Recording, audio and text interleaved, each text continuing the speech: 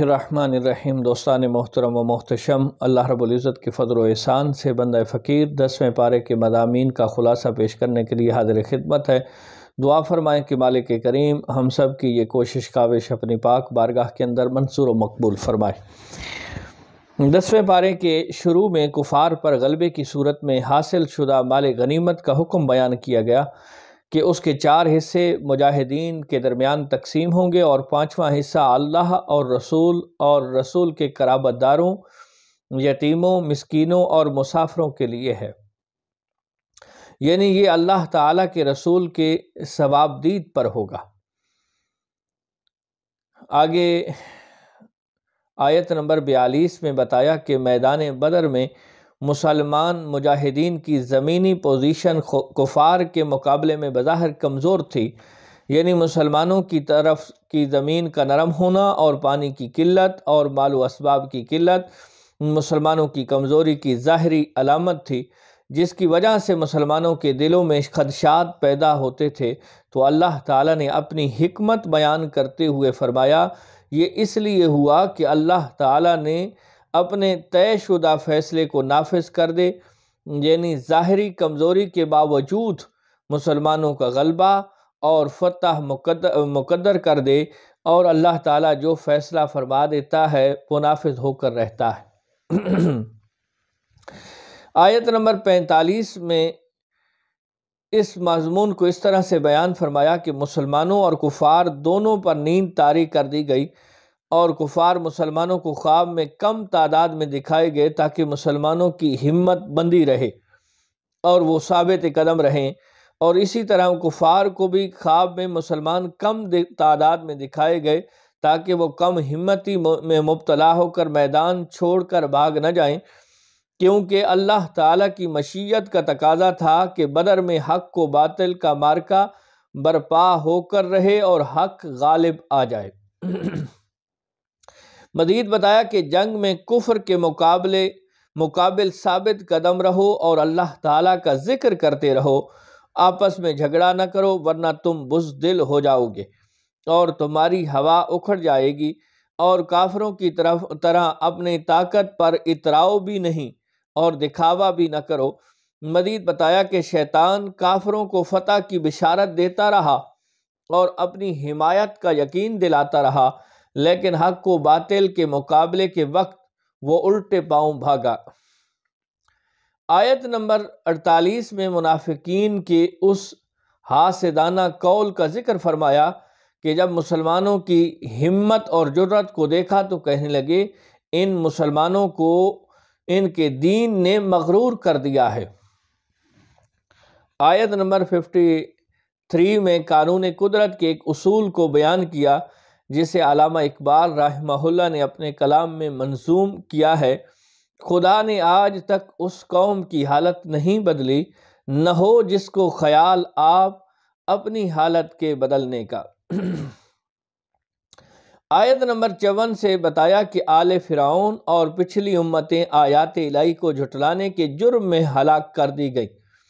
آیت نمبر 56 تا 58 میں یہودی قبائل کی عہد شکنی اور دوبارہ ان کی طرف سے خیانت کی صورت میں صلح کے معاہدے کو ختم کرنے کا ذکر ہے۔ آیت نمبر 60 میں فرمایا کہ شیطان کے مقابلے میں اپنی پوری دستیاب قوت اور اسباب کے ساتھ تیار رہو اور ہائی الرٹ رہو، اس کے ذریعے تم اللہ تعالیٰ کے دشمنوں اور اپنے دشمنوں کو ڈرا سکو گے۔ آگے چل کر یہ بتایا کہ اگر دشمن صلح پر آمادہ ہوں تو تم بھی صلح کے لیے آمادہ ہو جاؤ اور اللہ تعالیٰ پر توکل کرو، اور اگر ان کی نیت دھوکہ دینے کی ہو تو تمہارے لیے اللہ تعالیٰ کافی ہے۔ آیت نمبر 63 سے بتایا کہ اللہ تعالیٰ نے اپنے کرم سے تمہارے دلوں کو جوڑ دیا، اور اگر تم زمین کے سارے خزانے بھی خرچ کر دو تو یہ باہمی الفت تمہارے اندر پیدا نہ ہوتی، اور فرمایا اے نبی آپ کو اللہ تعالیٰ کافی ہے اور آپ کے تابع فرمان مومنوں کی جماعت کافی ہے۔ آیت نمبر 65 سے نبی کریم علیہ السلام کو حکم ہوا کہ مومنوں کو جہاد پر ابھاریے، اللہ تعالیٰ تمہیں اپنے سے 10 گنا تعداد پر مشتمل کافروں پر فتح عطا فرمائے گا۔ پھر بعد میں جب مسلمانوں میں کمزوری آئی تو فرمایا اللہ تعالیٰ تمہیں دشمنوں کی دگنی تعداد پر فتح عطا فرمائے گا۔ ابتدائے اسلام میں جنگی قیدیوں کے احکام نہیں آئے تھے اور رسول اللہ صلی اللہ علیہ وآلہ وسلم نے صحابہ کرام کے مشورے سے جنگی قیدیوں کو چھوڑنے کا فیصلہ فرمایا۔ قرآن نے اس مرحلے پر اس فیصلے کو پسندیدہ تو قرار نہیں دیا، لیکن مسلمانوں کی خطائے اجتہادی پر مواخذہ بھی نہیں فرمایا۔ آیت نمبر 72 سے بتایا کہ جان و مال سے اللہ تعالیٰ کی راہ میں جہاد کرنے والے مومنین، مہاجرین اور انصار صحابہ کرام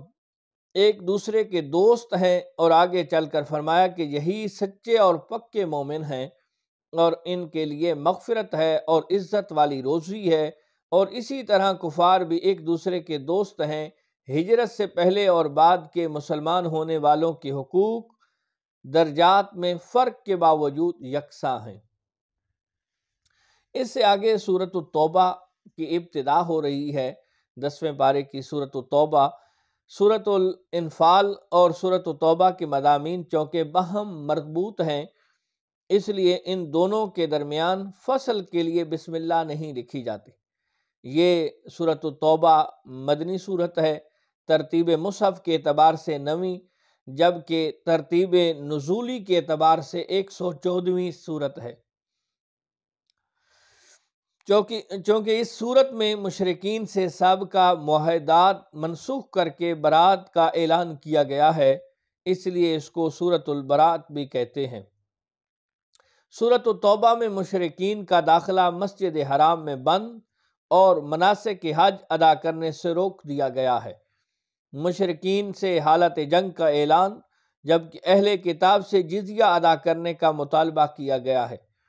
اور ان کے احبار و رہبان کے باطل عقائد و نظریات کا رد کیا گیا ہے۔ حرمت کے مہینوں کے احکام، جہاد کی ترغیب، انفاق فی سبیل اللہ کی ترغیب، مسجد درار بنانے والوں کی مذمت، دیہاتیوں میں سے نیک اور بد لوگوں کا ذکر، بغیر اس کے غزوہ تبوک میں شرکت نہ کرنے والوں کی ندامت، اور تنگی کے بعد توبہ کی قبولیت کا بیان، زکوٰۃ کی مشروعیت اور فضیلت علم کا بیان فرمایا گیا ہے۔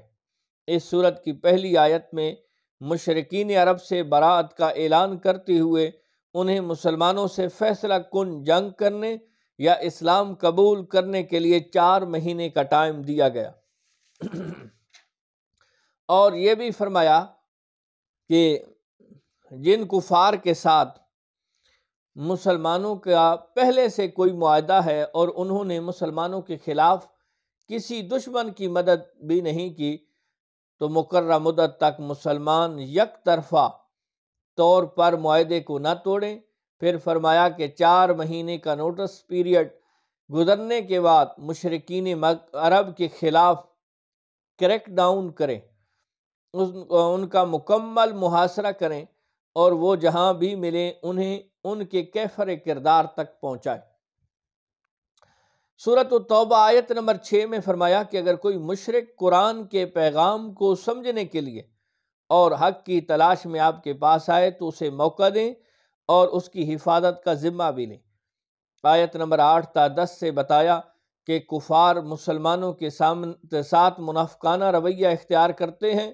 اور ان کی اخلاقی حالت یہ ہے کہ وہ مسلمانوں پر خدا نخواستہ غالب آ جائیں تو قرابت داری کا پاس بھی نہ کریں۔ مزید بتایا کہ ان کفار میں سے جو توبہ کر کے ایمان لے آئیں اور اس کے تقاضوں پر کار بند رہیں تو پھر وہ مسلمانوں کے دینی بھائی ہیں، یعنی ان کے لیے ماضی کی نفرتوں کو دل سے نکال دیا جائے۔ آیت نمبر 12 میں بتایا کہ جو کفار عہد کر کے اپنی قسموں کو توڑ دیں تو پھر وہ کسی رعایت کے مستحق نہیں ہیں، وہ پہلے بھی رسول اللہ صلی اللہ علیہ وآلہ وسلم کے ساتھ اس طرح کی عہد شکنیاں کر چکے ہیں۔ سورۃ التوبہ آیت نمبر 16 میں بتایا کہ مسلمانوں پر آزمائشیں آئیں گی تاکہ سچے مومنوں کا کردار کھل کر سامنے آئے۔ آیت نمبر 17 اور 18 میں بتایا کہ کافروں کا شعار مسجدیں بنانا نہیں ہے، یہ تو ان لوگوں کا کام ہے جو اللہ تعالیٰ پر اور قیامت کے دن پر ایمان لائے اور نماز قائم کریں اور زکوٰۃ دیں اور اللہ تعالیٰ کے سوا کسی سے نہ ڈریں۔ سورۃ التوبہ آیت نمبر 19 سے فرمایا کہ حاجیوں کو پانی پلانا اور مسجد حرام کی تعمیر اگرچہ اچھے کام ہیں، لیکن اللہ تعالیٰ اور یوم آخرت پر ایمان اور اللہ تعالیٰ کے راستے میں جہاد کے برابر نہیں ہو سکتے۔ ہجرت اور جہاد کرنے والے مومنوں کے لیے اجر عظیم ہے اور صرف یہی لوگ کامیاب ہونے والے ہیں۔ سورۃ التوبہ آیت نمبر 23 میں حکم ہوا کہ تمہارے باپ، دادا اور بھائیوں میں سے جو کفر کو ایمان پر ترجیح دیں ان سے تعلق توڑ دو، اور کافروں سے دوستی کرنے والا ظالم ہے۔ سورۃ التوبہ آیت نمبر 24 میں ان تمام چیزوں کا یک کے بعد دیگر ذکر فرمایا کہ جن سے انسان کو فطری اور طبعی طور پر محبت ہوتی ہے، یعنی باپ، دادا، اولاد، بھائی بہن، بیویاں یا شوہر، کنبہ اور قبیلہ، کمایا ہوا مال اور تجارت جس کے خسارے کا کھٹکا لگا رہتا ہے، اور پسندیدہ مکانات، ان سب چیزوں کی محبت اپنے اپنے درجے میں مسلم، لیکن اگر یہ سب چیزیں مل کر بھی تمہارے لیے اللہ اور اس کے رسول اور جہاد فی سبیل اللہ سے زیادہ محبوب ہو جائیں تو ایمان کا دعویٰ تو دور کی بات ہے، پھر تمہیں اللہ تعالیٰ کے عذاب کا انتظار کرنا چاہیے۔ اس سے معلوم ہوا کہ جب تک اللہ تعالیٰ اور اس کے رسول صلی اللہ علیہ وآلہ وسلم کی محبت کسوٹی پر پوری نہ اترے تو پھر محض دعوی محبت نجات کے لیے کافی نہیں ہے۔ سورۃ التوبہ آیت نمبر 25 میں غزوہ حنین کا حوالہ دیتے ہوئے فرمایا کہ بعض اوقات کثرت تعداد پر اترانا، نازاں ہونا بھی شکست کا باعث بن جاتا ہے۔ یہی مسلمانوں کے ساتھ غزوہ حنین میں ہوا، اور پھر اللہ تعالیٰ نے اپنے رسول محترم اور مومنوں پر قلبی سکون نازل کیا اور غیبی لشکروں سے ان کی مدد فرمائی۔ 9 ہجری کے یوم الحج کے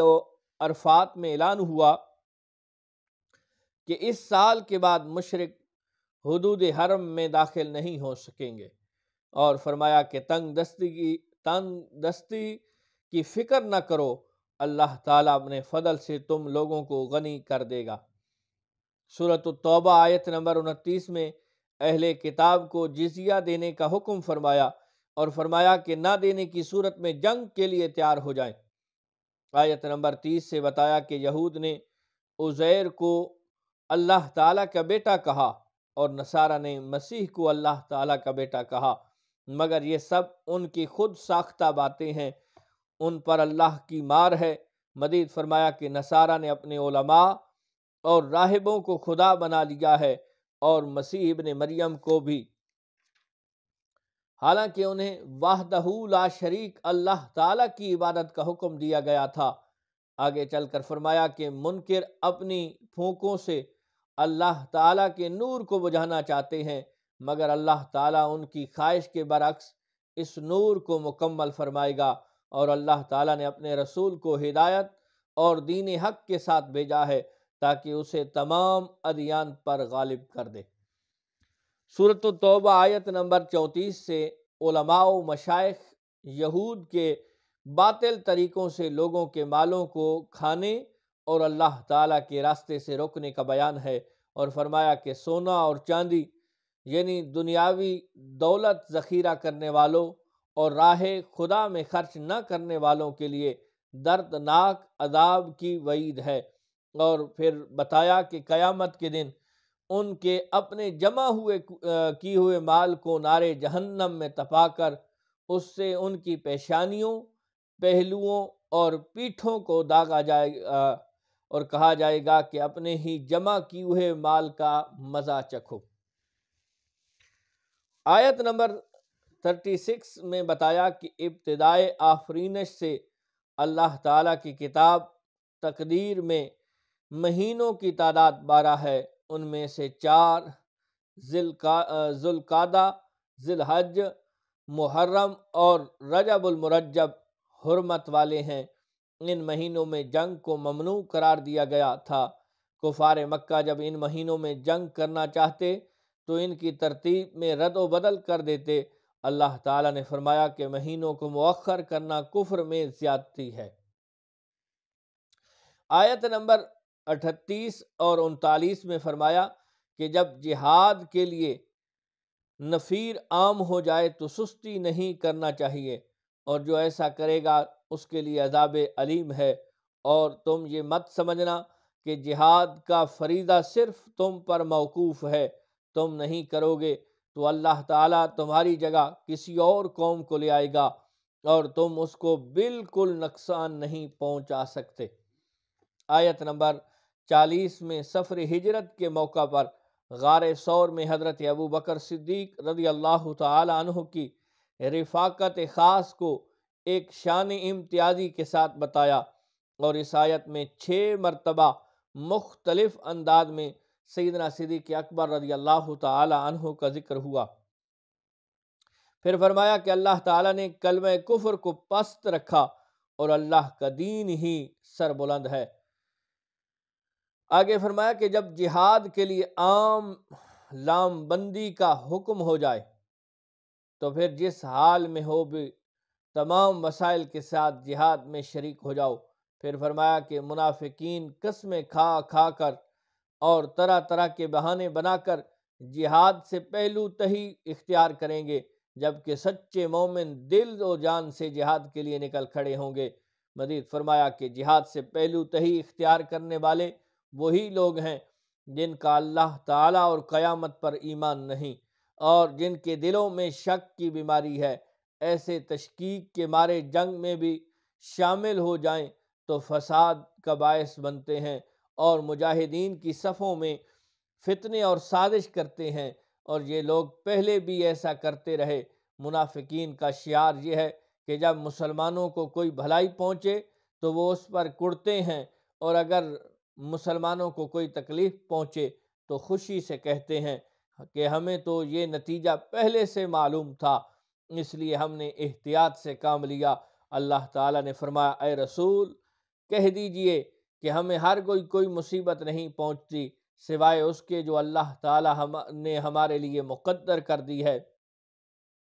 اور فتح ہو یا شہادت دونوں صورتوں میں ہم کامیاب ہیں۔ منافقین کی ایک روش یہ بھی بتائی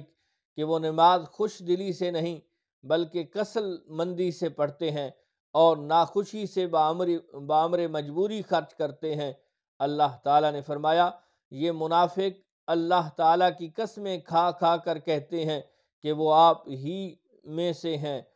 حالانکہ وہ مسلمانوں میں سے نہیں ہیں، لیکن وہ جان و مال کے خوف کے باعث مسلمانوں کے ساتھ مل کر رہنا چاہتے ہیں۔ آیت نمبر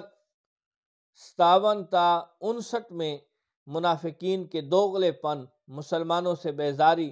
حضور صلی اللہ علیہ وآلہ وسلم پر صدقات کے معاملے میں تان کرنے اور ان کے حریصانہ فطرت کا بیان فرمایا ہے، اور فرمایا اگر یہ لوگ اللہ تعالیٰ اور اس کے رسول کی عطا پر راضی ہو جاتے تو یہ ان کے لیے بہتر ہوتا۔ آیت نمبر 60 میں اللہ تعالیٰ نے صدقات واجبہ اور زکوٰۃ کے مصارف یعنی مستحقین کو قطعیت کے ساتھ بیان کیا، جو یہ ہیں فقراء، مساکین، عاملین زکوٰۃ، مؤلفۃ القلوب، غلامی سے گردن کو آزاد کرنا، جو قرض کے بار تلے دبے ہوئے ہیں، فی سبیل اللہ یعنی جنہوں نے اپنے آپ کو کل وقتی طور پر اللہ کے دین کی کسی خدمت کے لیے وقف کر رکھا ہو، اور مسافر۔ آیت نمبر 61 میں فرمایا کہ بعض منافق اللہ تعالیٰ کے نبی کو ایذا پہنچاتے ہیں اور کہتے ہیں وہ کانوں کے کچے ہیں، جبکہ نبی کریم علیہ الصلاۃ والسلام کا تمام لوگوں کی بات سننا مومنین کے لیے باعث رحمت ہے، اور جو لوگ رسول اللہ صلی اللہ علیہ وآلہ وسلم کو ایذا پہنچاتے ہیں ان کے لیے دردناک عذاب ہے۔ فرمایا منافق جھوٹی قسمیں کھا کر مسلمانوں کو راضی کرنے کا یقین دلاتے ہیں، اگر وہ سچے مومن ہوتے تو اللہ تعالیٰ اور اس کا رسول صلی اللہ علیہ وآلہ وسلم اس کے زیادہ حقدار ہیں کہ انہیں راضی کیا جائے۔ منافقوں کا شعار یہ بھی ہے کہ وہ مسلمانوں کا مذاق اڑاتے ہیں، اور اگر ان سے اس کے بارے میں پوچھا جائے تو کہتے ہیں ہم تو محض خوش طبعی اور دل لگی کرتے ہیں، تو کیا وہ اللہ تعالیٰ اور اس کی آیات اور اس کے رسول صلی اللہ علیہ وآلہ وسلم کا مذاق اڑاتے ہیں؟ سورۃ التوبہ آیت نمبر 67 میں اللہ تعالیٰ نے فرمایا منافق مرد اور عورتیں ایک دوسرے کے مشابہ ہیں، وہ برائی کا حکم دیتے ہیں اور نیکی سے روکتے ہیں، اور خیر کے کاموں سے اپنا ہاتھ روکے رکھتے ہیں۔ انہوں نے اللہ تعالیٰ کو بھلا دیا اور اللہ تعالیٰ نے ان کو نظر انداز کر دیا ہے۔ فرمایا کہ مومن مرد اور عورتیں ایک دوسرے کے مددگار ہیں، وہ نیکی کا حکم دیتے ہیں، برائی سے روکتے ہیں، نماز قائم کرتے ہیں، زکوٰۃ دیتے ہیں، اور اللہ تعالیٰ اور اس کے رسول صلی اللہ علیہ وآلہ وسلم کا حکم مانتے ہیں۔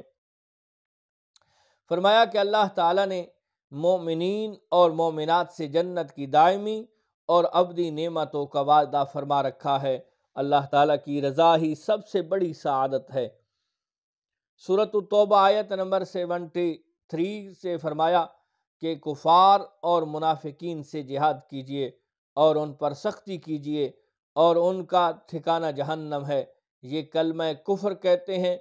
اور پھر قسمیں کھا کر منکر ہو جاتے ہیں۔ اللہ تعالیٰ نے فرمایا انہوں نے کلمہ کفر کہا ہے اور اسلام لانے کے بعد انہوں نے کفر کو اختیار کیا۔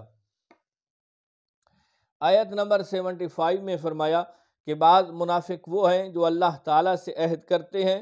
کہ اگر اللہ تعالیٰ نے اپنے فضل سے ہمیں عطا کیا تو ہم ضرور صدقہ کریں گے اور نیکوکاروں میں سے ہو جائیں گے، پس جب اللہ تعالیٰ نے اپنے فضل سے انہیں مال عطا کیا تو انہوں نے بخل کیا اور روح گردانی کی۔ آیت نمبر 78 میں اللہ تعالیٰ نے متنبع فرمایا کہ اللہ تعالیٰ دلوں کے رازوں اور سرگوشیوں کو بھی جانتا ہے اور وہ غیبی باتوں کو بہت زیادہ جاننے والا ہے۔ آیت نمبر 79 میں منافقوں کا ایک شعار یہ بھی بتایا کہ نادار مومنین جب اپنی محنت کی کمائی سے تھوڑا سا مال صدقہ کرتے ہیں تو یہ منافق ان پر طعن کرتے ہیں اور ان کا مذاق اڑاتے ہیں۔ اللہ تعالیٰ نے فرمایا اللہ تعالیٰ ان کو ان کے مذاق کی سزا دے گا۔ اللہ تعالیٰ نے اپنے نبی صلی اللہ علیہ وآلہ وسلم کو فرمایا یہ منافق آپ کے گستاخ ہیں، آپ کا ان کے لیے استغفار کرنا نہ کرنا برابر ہے، اگر آپ ان کے لیے 70 بار بھی استغفار کریں تو ان کی شقاوت قلبی کی وجہ سے اللہ تعالیٰ ان کو ہرگز نہیں بخشے گا۔ آیت نمبر 81 میں منافقین کی اس بری خصلت کا ذکر ہے کہ خود تو جہاد نہیں کرتے اور گھروں میں بیٹھے ہیں، ساتھ میں مسلمانوں کو گرمی کا ڈراوا دے کر ان کو بھی جہاد سے منع کرتے ہیں۔ اللہ تعالیٰ نے فرمایا جہنم کی آگ اس سے بھی زیادہ گرم ہے اگر وہ سمجھتے ہیں۔ سورۃ التوبہ آیت نمبر 84 میں نبی کریم صلی اللہ علیہ وآلہ وسلم کو منافقین کے کفر کے سبب ان کی نماز جنازہ پڑھانے اور ان کی قبر پر جانے سے ہمیشہ کے لیے منع فرما دی۔